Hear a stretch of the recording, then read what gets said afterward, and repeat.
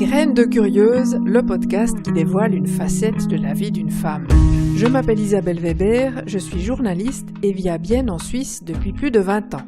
J'aime les histoires et je suis curieuse de l'autre. Mon envie, vous faire découvrir l'une des faces cachées des habitantes de ma région. Celles qu'on croise sans pour autant deviner le trésor qu'elles recèlent. Peut-être un voyage, une réussite, une épreuve, une expérience. Allons savoir. Ce podcast paraît tous les vendredis sur le site dédié grainesdecurieuse.ch avec le chiffre 2 entre les deux mots. Abonnez-vous sur Apple Podcast ou sur les applications d'Android et suivez son actu sur la page Facebook Graines de Curieuse.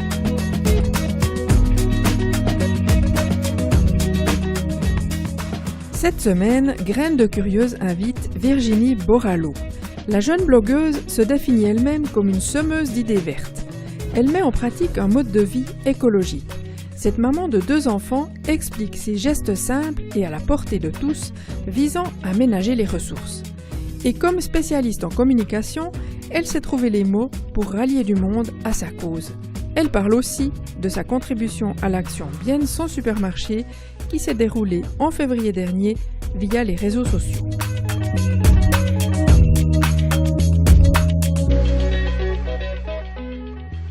Bonjour Virginie. Salut Isabelle.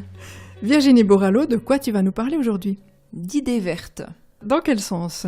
Que tout le monde puisse prendre conscience que de changer quelques gestes dans son quotidien peut vraiment faire du bien pour notre planète. Est-ce qu'on peut dire de toi que tu es une militante écologiste ? Oui. C'est bizarre, hein, ce terme militante, je ne me suis encore pas tellement approprié.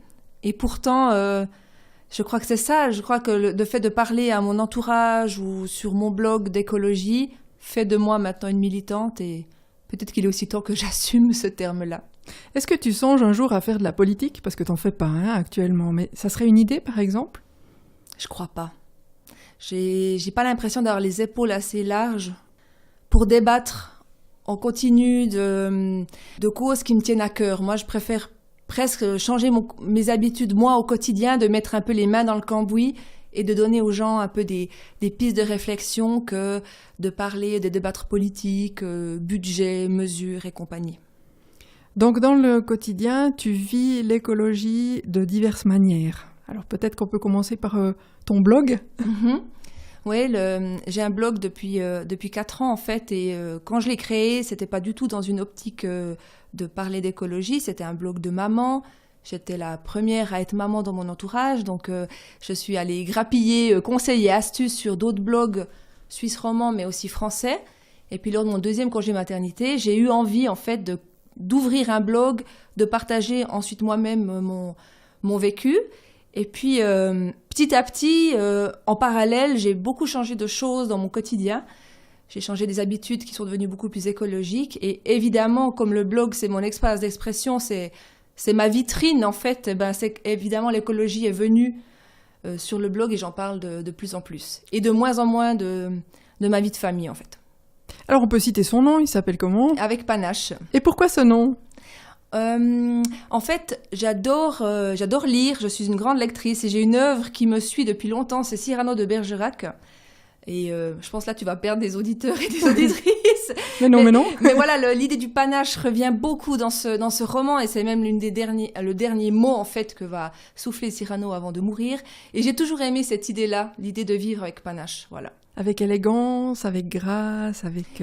Ouais, mais aussi avec motivation, un peu une attitude positive, et puis d'y aller à fond, et sans toujours se poser 1000 questions, mais de le faire vraiment, en fait. Moi, c'est ça que j'entends dans le nom avec panache. Alors, c'était le fait de rédiger un blog, de faire un blog, qui t'a poussé à devenir écolo, ou est-ce que tu avais déjà ça quelque part en toi depuis toujours ? Je pense que j'ai toujours eu une petite graine écolo qui a été transmise par mes parents. On a toujours mangé local à la maison. On allait toujours au marché le mardi matin avec le café avec les copines de ma maman. Enfin, ça, c'est des habitudes qui sont ancrées chez moi depuis toute petite. Et en fait, quand moi-même, je suis devenue maman, c'est là où on prend un peu une claque. Enfin, moi, j'ai pris une claque. Ça a commencé quand on commence à cuisiner les petits pots pour les enfants, qu'on se rend compte qu'est-ce qu'il y a dans les petits pots industriels. Il y a aussi toute la cosmétique, toutes les crèmes qu'on met sur la peau de nos enfants. Et quand on lit la liste des ingrédients, c'est c'est juste... moi, je trouve ça choquant de tous ces produits qui peuvent être utilisés dans la cosmétique pour les enfants. Et en fait, ça a été un cheminement. Je pense que personne ne devient du jour au lendemain écolo ou peut changer ses habitudes du tac au tac. Ça commence par un thème. Moi, ça a commencé pour l'alimentation, la cosmétique pour les enfants. On prend conscience de certaines choses. On se rend compte aussi que de changer ses habitudes, c'est pas si compliqué. Puis après, tout d'un coup, on voit un reportage ou on lit un article sur un autre thème. Par exemple, il y a eu la grande vague du zéro déchet. Puis on se dit, waouh, moi je remplis des tonnes de poubelles chaque année et tout ça, qu'est-ce que je peux faire? Et puis après, ça va être sur un autre thème, ça va être de manger moins de viande, etc. Donc c'est vraiment un cheminement qui se fait. Et je suis encore en cheminement aujourd'hui. Je suis encore complètement imparfaite. J'ai aussi encore des grosses incohérences écologiques. Je suis juste quelqu'un d'humain qui essaie de faire un peu mieux. Voilà. Alors tu peux nous donner un exemple? Par exemple, toi, tu as 2 enfants qui sont petits. Comment tu fais pour éviter tous ces produits cosmétiques qui sont peut-être pleins d'additifs? Alors pour la cosmétique, moi je suis revenue simplement aux produits de base, aux huiles végétales, ou bien à l'aloe vera. C'est tout simple en fait. Il n'y a pas besoin de grands cocktails de 30 ingrédients dans un joli flacon brandé avec un petit ourson pour soigner la peau de nos enfants. Et c'est aussi... Ce cheminement-là, c'est aussi grâce à des rencontres, en fait, des gens qui vendent ces cosmétiques, qui vendent ces ingrédients naturels. Et puis, je me suis rendu compte que c'était vraiment très facile. Donc ça, c'est un exemple. Mais j'en ai plein des autres exemples de l'écologie qu'on vit en famille. Par exemple, mes enfants, leur plus grande crainte en ce moment, c'est l'huile de palme. Parce qu'ils ont compris que l'huile de palme, ça tuait des orang-outans. Alors, c'est un raccourci, mais au fond, c'est la réalité. Et à chaque fois qu'on achète quelque chose, « Ah, mais maman, il y a de l'huile de palme. Non, mais il faut penser aux orang-outans. » Et voilà, c'est toutes des petites choses du quotidien qui font qu'on essaye de faire mieux, en fait. Oui, là, tu parles d'influence mutuelle, un petit peu entre tes enfants et toi, entre ton mari, tes enfants et toi. Là, il y a aussi l'idée du réseau. Alors toi, maintenant, tu agis plus simplement au niveau de ta famille. Tu as décidé d'agrandir un petit peu ton action concrète. Alors, ça s'est déroulé notamment en février par une action assez vaste que tu peux peut-être nous définir. Tout à fait. Alors, pour la 3e année, en février, le blog Envers et contre tout, qui est un blog écolo, que je recommande à tout le monde d'aller lire, a lancé en fait l'idée qu'en février, on évitait les supermarchés et on favorisait nos achats chez les commerçants indépendants ou directement chez le producteur. Et nous, on a déjà relevé ce défi l'année passée, qu'on avait plus ou moins réussi, sauf les vacances à ski à la montagne, où là, on n'a pas eu d'autre choix que d'aller chez un des géants orange. Et c'est vrai que cette année, on avait très envie de refaire ce défi-là. Et en plus, je me suis retrouvée avec 2 comparses porte-parole du mouvement pour Bienne. Donc on a fait ce lien avec les médias biennois pour qu'on ait une audience et puis qu'on puisse toucher le plus de personnes possible. Et on a aussi créé un groupe Facebook où l'idée est que les gens puissent partager leurs bons plans et leurs astuces durant ce mois de février. Qui s'appelle donc Bienne sans supermarché. Bienne sans supermarché, qui continue de fonctionner. Absolument. Mais il n'y a pas de raison. En fait, les retours sont très positifs. Et c'est vrai qu'on va continuer. Le groupe reste ouvert. Et si des gens ont envie de nous rejoindre, ils sont les bienvenus. Et c'est vraiment très intéressant parce que l'année passée, c'était pour nous un peu plus difficile parce que on doit changer nos habitudes, on doit chercher des nouvelles adresses. Et là, la 2e année, ça a été très facile en fait. Et on va probablement prolonger. Ça a donné peut-être des autres impulsions. Est-ce que vous avez constaté que de nouvelles personnes sont arrivées, de nouvelles personnes ont changé d'habitude? Est-ce que vous arrivez à sentir ce qui s'est passé autour de ce mouvement-là? Personnellement, pour moi, c'est difficile de dire qu'est-ce que j'ai ressenti parce que finalement, on le vit un peu pour nous-mêmes, même si on le partage sur les médias sociaux. Par contre, moi, j'ai le retour de certains commerçants biennois qui ont vraiment vu une différence, qui ont vu leur clientèle changer, des nouveaux visages arriver et un chiffre d'affaires aussi qui a augmenté. Donc, pour moi, c'est que des signes positifs. Est-ce que les géants orange, comme tu dis, ou les autres, bleus et verts, toutes les couleurs, oui. Est-ce qu'ils ont réagi par rapport à ça? Est-ce que vous avez remarqué soit des commentaires genre vous allez nous boycotter, qu'est-ce que c'est que ça? Ou alors est-ce qu'ils ont plutôt lancé des offensives pendant cette période pour forcer les gens à revenir chez eux? Est-ce que vous avez remarqué quelque chose là dans le cadre de Envers et contre tout? Alors pour ma part, je n'ai pas remarqué. Probablement qu'il y a eu des actions ou des promotions, ça c'est évident. Après, février sans supermarché, ce n'est pas un boycott. C'est chacun qui fait au mieux. Pour nous, à Bienne, c'est assez facile de ne pas aller au supermarché parce que finalement, si on va un samedi en vieille ville, on a le marché, les boucheries, le fromager, le vrac. On peut vraiment faire ses courses de la semaine là-bas. Pour les personnes qui sont en périphérie, c'est clair que c'est plus difficile. Donc le but, c'est juste de donner l'impulsion, au lieu d'aller acheter son pain au supermarché, mais pourquoi pas aller plutôt chez le boulanger. Moi, j'aime bien parce que c'est des métiers de passion, ces commerçants et ces producteurs. C'est des gens qui se lèvent à pas d'heure, qui bossent 70 heures par semaine. Et je crois aussi que mon argent est mieux dépensé chez eux que chez des géants de l'alimentaire en Suisse. Voilà. Là, on parle plutôt d'alimentation, parce que pour tout ce qui est de l'immobilier, là, on n'a pas d'autre choix que d'aller dans les grandes surfaces. Ou est-ce qu'il y a d'autres choix pendant cette période-là aussi ? Donc, dans l'idée du mobilier, il y a beaucoup d'autres possibilités que les grandes surfaces. Il y a le seconde main, et il y a des brocantes, à Bienne, on a différents magasins aussi, donc... Tout dépend aussi, est-ce qu'on est pressé, est-ce qu'on a besoin d'acheter quelque chose en urgence? Alors bien évidemment qu'on va se rendre aussi peut-être chez le géant suédois, mais au fond, des fois, ça fait aussi du bien de juste se poser, réfléchir, est-ce que ça, j'en ai vraiment besoin? Comment j'en ai besoin? Est-ce que je peux attendre qu'il arrive dans un magasin de seconde main? Il y a aussi des plateformes en ligne pour de la revente. Et le seconde main, c'est vraiment un bon plan, en fait, parce que c'est ce qu'on appelle l'économie circulaire. On va consommer des produits qui sont déjà là, sans obliger de nouvelles productions. Ça coûte moins cher et c'est meilleur pour l'environnement. Et puis, il y a cette idée un peu de trésor qu'on trouve quand on va dans un magasin de seconde main. On peut pas faire un billet très détaillé de ce qu'on a besoin. On va un peu se laisser tenter, voir qu'est-ce qu'il y a. Puis tout d'un coup, on va trouver le truc qu'on cherche depuis plusieurs semaines. Et puis ça n'a pas de prix. C'est un petit bonheur, le seconde main, enfin en tout cas pour moi. Alors justement, moi j'ai envie de te demander, Virginie, ça ressemble à quoi chez toi? Ta cuisine, ton salon? Il y a que des meubles de seconde main? Ça ressemble à quoi? Comment tu le mets en pratique tout ça? Mais moi je pense que mon intérieur ressemble à l'intérieur de toute autre personne. Je suis une personne banale, enfin j'ai pas... Non, mon appartement n'est pas tout en seconde main parce que tous les meubles qu'on a achetés quand on s'est mis en ménage, ils sont juste encore là, donc c'était pas du seconde main. Mais je dirais que maintenant, pour chaque achat, il y a une réflexion. Est-ce qu'on en a vraiment besoin? Et puis si oui, par quel biais on l'achète en fait? Mais j'ai un jardin normal, j'ai un immense canapé normal, ma cuisine est normale, il y a peut-être un peu plus de bocaux et moins d'emballage que chez d'autres personnes. Mais non, je ne suis pas une ermite qui vit au fin fond de la forêt. Donc, toi, tu travailles dans le milieu de la communication. Tu es une spécialiste des réseaux sociaux et tout ça. Est-ce que là, tu penses qu'on peut faire régner une certaine écologie? Comment tu peux la mettre en pratique, celle-là?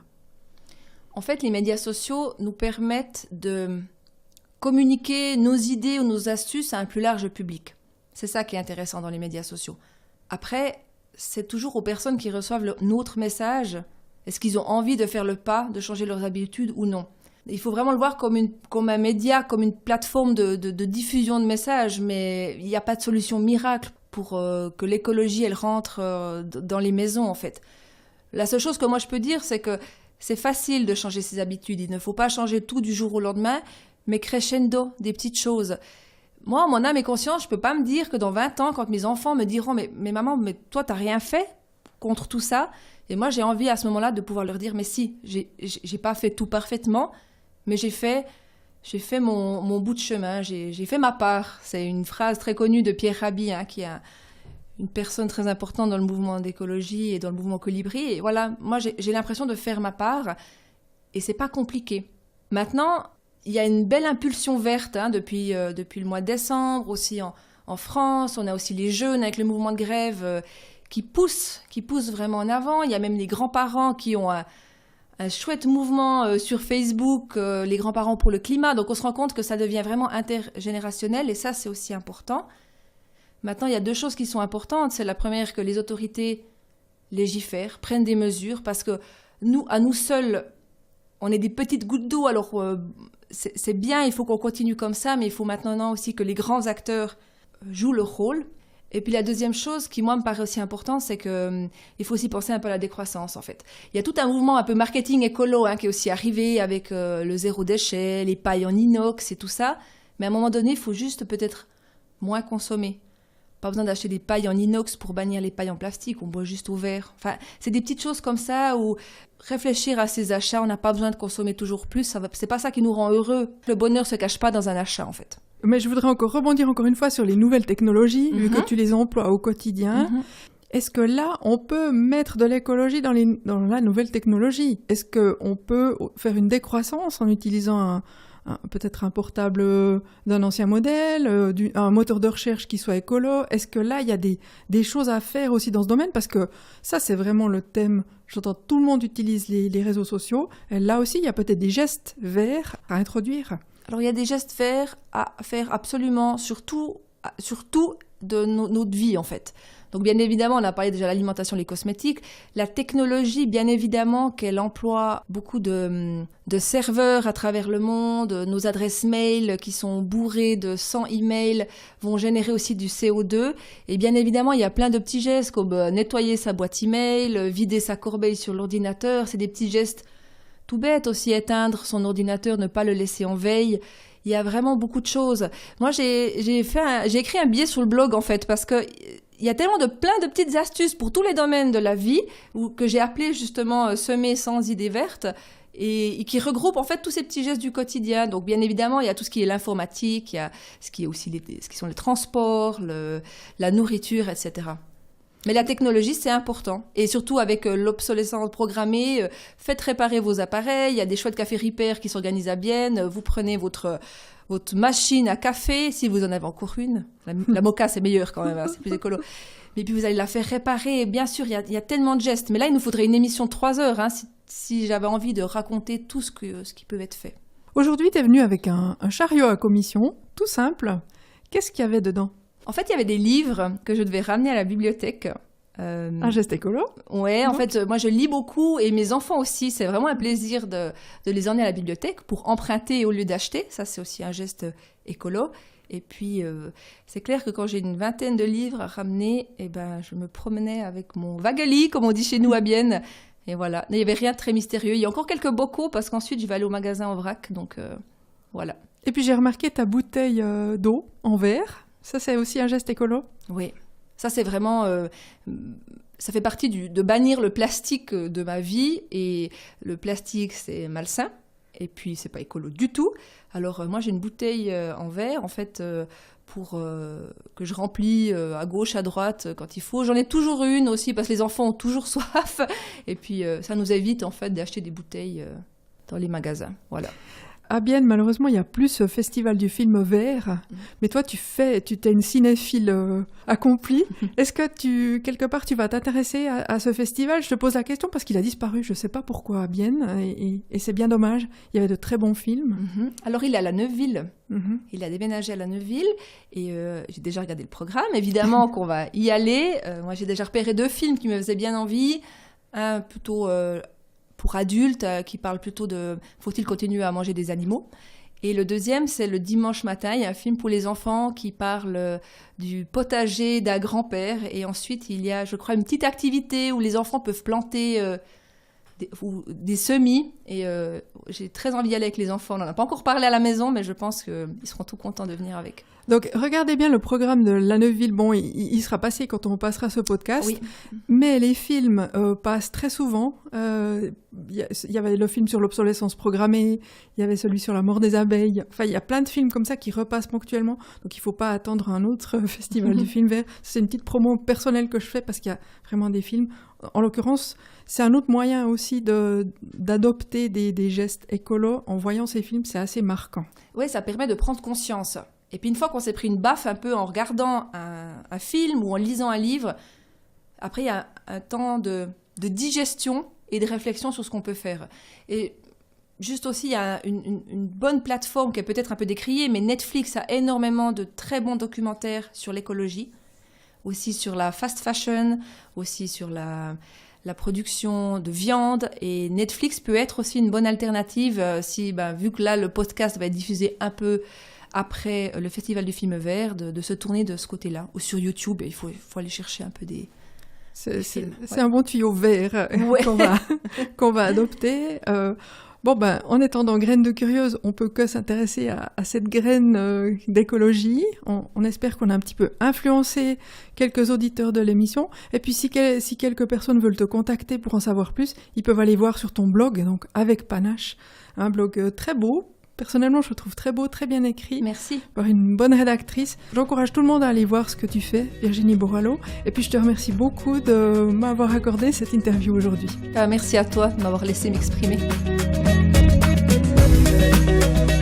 J'espère que cet épisode vous a plu. Ne manquez pas de m'envoyer un commentaire sur Facebook à Graines de Curieuse ou de vous abonner à ma newsletter sur le site www.grainesdecurieuse.ch avec un 2 entre les deux mots. Soyez heureux et à vendredi.